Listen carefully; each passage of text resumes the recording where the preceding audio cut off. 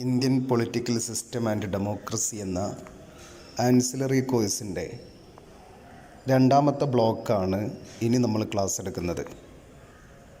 രണ്ടാമത്തെ block rights of individuals and directives to the state എന്നതാണ് രണ്ടാമത്തെ ബ്ലോക്ക്.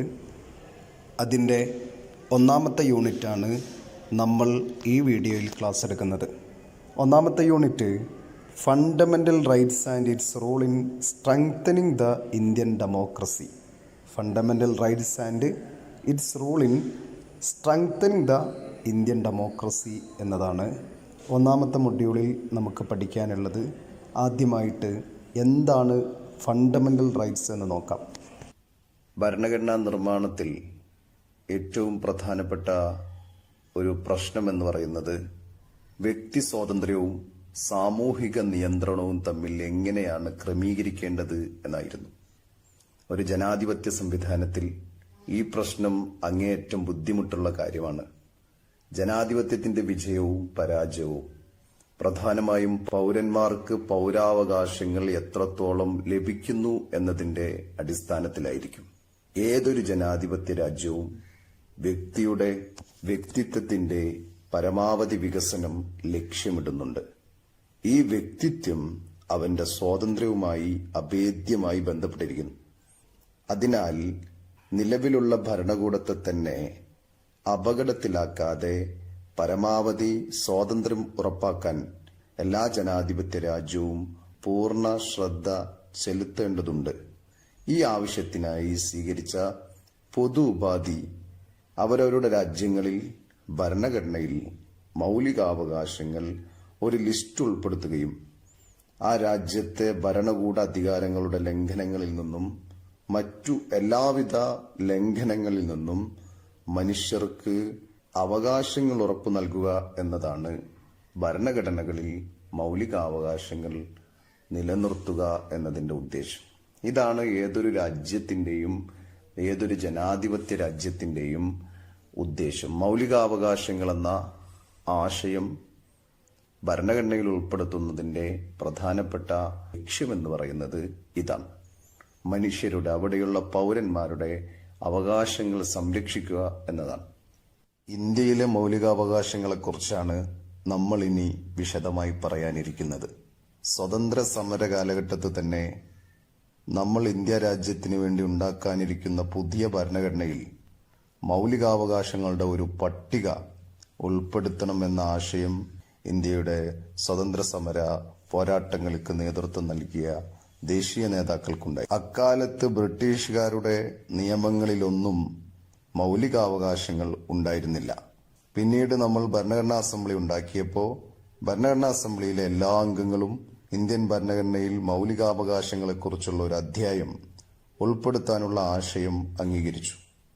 ഭരണഘടനാ നിർമ്മാണ സഭയിൽ ദിവസങ്ങളോളം നടത്തിയ ചർച്ചയുടെ ഫലമായി ഭരണഘടനയുടെ മൂന്നാം ഭാഗത്ത് 12 മുതൽ 35 വരെയുള്ള ആർട്ടിക്കിളുകളിൽ മൗലികാവകാശങ്ങൾ ഉൾപ്പെടുത്താൻ തീരുമാനിച്ചു. 6 മൗലികാവകാശങ്ങളാണ് നിലവിൽ ഇന്ത്യയുടെ ഭരണഘടനയിൽ ഇപ്പോഴുള്ളത്. ഉണ്ടാക്കിയ കാലത്ത് 7 മൗലികാവകാശങ്ങൾ ഉണ്ടായിരുന്നു. അതിൽ നിന്ന് സ്വത്താവകാശം പിന്നീട് എടുത്തു മാറ്റിയപ്പോൾ നിലവിലിപ്പോൾ 6 മൗലികാവകാശങ്ങളാണ് നിലനിൽക്കുന്നത്. സമത്വത്തിനുള്ള അവകാശം ആർട്ടിക്കിൾ 14 മുതൽ 18 വരെയാണ്. അതാണ് ഒന്നാമത്തേത്. രണ്ടാമത്തേത് സ്വാതന്ത്ര്യത്തിനുള്ള അവകാശം ആർട്ടിക്കിൾ 19 മുതൽ 22 വരെ. മൂന്നാമത്തേത് ചൂഷണത്തിനെതിരെയുള്ള അവകാശം ആർട്ടിക്കിൾ 23, 24. നാലാമത്തേത് മതസ്വാതന്ത്ര്യത്തിനുള്ള അവകാശം ആർട്ടിക്കിൾ 25 മുതൽ 28 വരെ. സാംസ്കാരികവും വിദ്യാഭ്യാസപരമായ അവകാശം ആർട്ടിക്കിൾ 29, 30. ഭരണഘടനാപരമായ പ്രതിവിധിക്കുള്ള അവകാശം ആർട്ടിക്കിൾ 32. ഇങ്ങനെ 6 അവകാശങ്ങളാണ് മൗലികാവകാശങ്ങളിൽ ഉള്ളത്. നമുക്ക് ഓരോ അവകാശങ്ങളും വിശദമായി പരിശോധിക്കാം. സമത്വത്തിനുള്ള അവകാശം അത് ആർട്ടിക്കിൾ 14 മുതൽ 18 വരെയാണ്. നിയമത്തിന് മുന്നിലുള്ള സമത്വം, നിയമം മുഖേനയുള്ള സംരക്ഷണം, ഇതാണ് ആർട്ടിക്കിൾ 14 പറയുന്നത്. ആർട്ടിക്കിൾ 15 പറയുന്നത് മതം, വർഗം, ജാതി, ലിംഗം, ജന്മസ്ഥലം തുടങ്ങിയവയുടെ അടിസ്ഥാനത്തിൽ വിവേചനങ്ങൾ നിരോധിച്ചിരിക്കുന്നു. എല്ലാ മനുഷ്യർക്കിടയിലും വിവേചനങ്ങൾ നിരോധിച്ചിരിക്കുന്നു എന്നാണ് ആർട്ടിക്കിൾ 15 പറയുന്നത്. പൊതു തൊഴിലിന്റെ കാര്യങ്ങളിൽ അവസര സമത്വം. രാജ്യത്തിന്റെ എല്ലാ തൊഴിലുകളും, പൊതു തൊഴിലുകൾ, ഗവൺമെന്റ് തൊഴിലുകളിൽ എല്ലാവർക്കും അവസര സമത്വം ഉണ്ടായിരിക്കും. അവസരങ്ങൾ സമമായി നൽകും. തൊട്ടുകൂടായ്മ നിരോധിച്ചിരിക്കുന്നു. അതാണ് ആർട്ടിക്കിൾ 17. അയിത്തം നിരോധിച്ചിരിക്കുന്നു എന്നർത്ഥം. 18ാമത്തേത് എല്ലാ ബഹുമതികളും രാജ്യം നിർത്തലാക്കിയിരിക്കുന്നു. വിദ്യാഭ്യാസത്തിലും സൈന്യത്തിലും നൽകുന്ന ബഹുമതികളല്ലാതെ ബാക്കി എല്ലാ ബഹുമതികളും രാജ്യത്ത് നിരോധിച്ചിരിക്കുന്നു. വിദേശ രാജ്യങ്ങളിൽ നിന്ന് കിട്ടുന്ന ബഹുമതികൾ കിട്ടുന്നുണ്ടെങ്കിൽ അത് ഇന്ത്യയുടെ പ്രസിഡന്റിന്റെ പ്രത്യേക അനുമതി വാങ്ങണം എന്നും ഉണ്ട്. ഏതായാലും എല്ലാവിധ ബഹുമതികളും രാജ്യത്ത് നിർത്തലാക്കിയിരിക്കുന്നു എന്നാണ് ആർട്ടിക്കിൾ 18 പറയുന്നത്.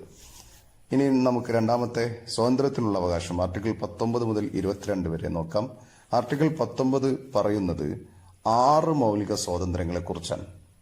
അതൊന്ന് അഭിപ്രായ സ്വാതന്ത്ര്യവും ആവിഷ്കാര സ്വാതന്ത്ര്യവും, 2 സമാധാനപരമായി ഒത്തുചേരാനുള്ള സ്വാതന്ത്ര്യം, 3ാമത്തത് സംഘടനകളും പ്രസ്ഥാനങ്ങളും രൂപീകരിക്കുന്നതിനുള്ള സ്വാതന്ത്ര്യം, 4ാമത്തത് ഇന്ത്യയിലുടനീളം സഞ്ചരിക്കാനുള്ള സ്വാതന്ത്ര്യം, 5ാമത്തത് ഇന്ത്യയിലെവിടെയും താമസിക്കുന്നതിനുള്ള സ്വാതന്ത്ര്യം, 6ാമത് ഇഷ്ടമുള്ള ജോലി ചെയ്യുന്നതിനുള്ള സ്വാതന്ത്ര്യം. ഇങ്ങനെ 6 സ്വാതന്ത്ര്യമാണ് ആർട്ടിക്കിൾ 19 6 മൗലിക സ്വാതന്ത്ര്യങ്ങൾ.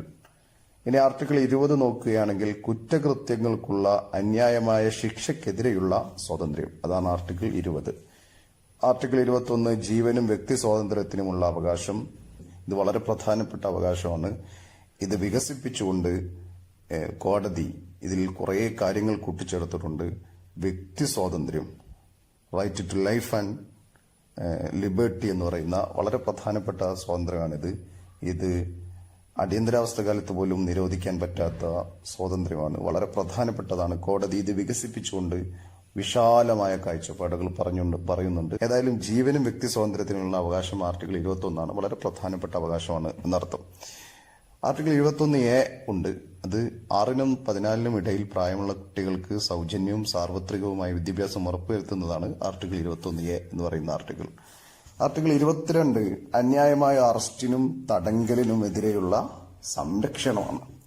നമ്മൾ ഇനി അടുത്ത അവകാശം നോക്കുകയാണെങ്കിൽ അത് ചൂഷണത്തിനെതിരെയുള്ള അവകാശമാണ്. ആർട്ടിക്കിൾ 23ഉം 24ഉം ചൂഷണത്തിനെതിരെയുള്ള അവകാശത്തെക്കുറിച്ചാണ് പറയുന്നത്. ആർട്ടിക്കിൾ 23 പറയുന്നത് നിർബന്ധിതമായി തൊഴിലെടുപ്പിക്കുന്നതിനെയും അടിമത്തവും മനുഷ്യക്കടത്തും നിരോധിച്ചിരിക്കുന്നു. നിർബന്ധിത തൊഴിലെടുപ്പിക്കുന്നതിനെയും അതുപോലെ അടിമപ്പണിയെയും മനുഷ്യക്കടത്തിനെയും നിരോധിച്ചിരിക്കുന്നു എന്നാണ് ആർട്ടിക്കിൾ 23 പറയുന്നത്.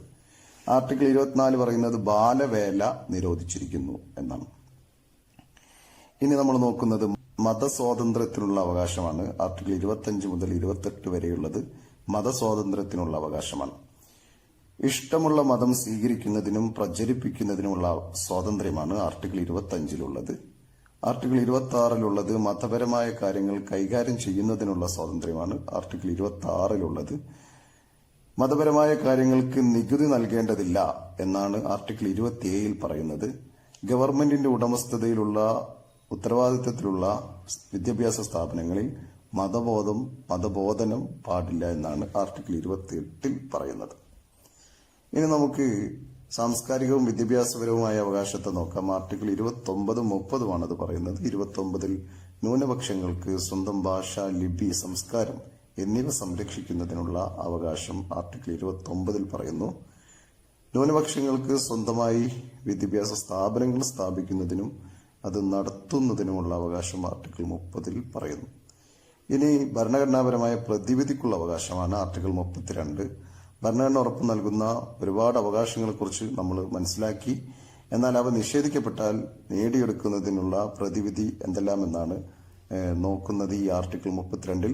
തീർച്ചയായും നമ്മുടെ ഭരണഘടനാ ശില്പികൾ ഇത്തരത്തിൽ ചർച്ച ചെയ്തതിന്റെ ഭരണഘടനാ പ്രതിവിധിയെക്കുറിച്ച് ചർച്ച ചെയ്തതിന്റെ ഫലമായി ഭരണഘടനയുടെ 32ാം വകുപ്പ് ഭരണഘടനയുടെ പ്രതിവിധിക്കുള്ള അവകാശം എന്ന പേരിൽ ഉൾപ്പെടുത്തിയിട്ടുണ്ട്.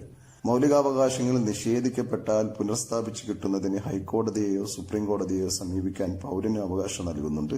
മൌലികാവകാശങ്ങൾ നിഷേധിക്കപ്പെട്ടാൽ പൌരന്മാർ അത് സ്ഥാപിച്ചു കിട്ടുന്നതിന് വേണ്ടി സുപ്രീം കോടതിയിലോ ഹൈക്കോടതിയിലോ സമീപിച്ചാൽ ഇത്തരം കേസുകളിൽ സുപ്രീം കോടതിയും ഹൈക്കോടതിയും അത് പരിശോധിച്ചുകൊണ്ട് വളരെ വേഗത്തിൽ അതിന് തീർപ്പ് കൽപ്പിക്കും. അതിൻ്റെ റിട്ടുകൾ പുറപ്പെടുവിക്കും. വിശദമായി നമുക്ക് റിട്ടുകളെ കുറിച്ച് നോക്കേണ്ടതുണ്ട്. എന്താണ് റിട്ട് എങ്ങനെയാണ്, ഏതൊക്കെ തരം റിട്ടാണുള്ളത് എന്നതിനെ കുറിച്ച് വിശദമായി നമുക്ക് നോക്കേണ്ടതുണ്ട്. അത് നമുക്ക് അടുത്ത വീഡിയോയിൽ പറയാം. ഏതായാലും നിങ്ങളൊരു കാര്യം മനസ്സിലാക്കേണ്ടത്, മൗലികാവകാശങ്ങളെക്കുറിച്ച് വളരെ പ്രധാനപ്പെട്ട ഒരു ഭാഗമാണ്. നമ്മൾ ഈ +2 പഠിച്ചു വന്ന കാര്യമാണ്. എങ്കിലും ചിലപ്പോൾ വിശദമായ ചോദ്യമായിട്ട് ക്വസ്റ്റ്യൻ ആയിട്ട് വരാം. ഇതിലുള്ള ചില ഭാഗങ്ങൾ ഷോർട്ട് ക്വസ്റ്റ്യൻ ആയിട്ട് വരാം. അങ്ങനെ തുടങ്ങിയിട്ട് ഇതിൽ പല ഭാഗങ്ങളിൽ നിന്നും ചോദ്യം ചോദിക്കാം. നമുക്കിനി അടുത്ത വീഡിയോയിൽ റിട്ടിനെ കുറിച്ചും പറയും. അതേപോലെ മൗലികാവകാശങ്ങളുടെ പ്രത്യേകതകൾ അടുത്ത വീഡിയോയിൽ ചെയ്യാം.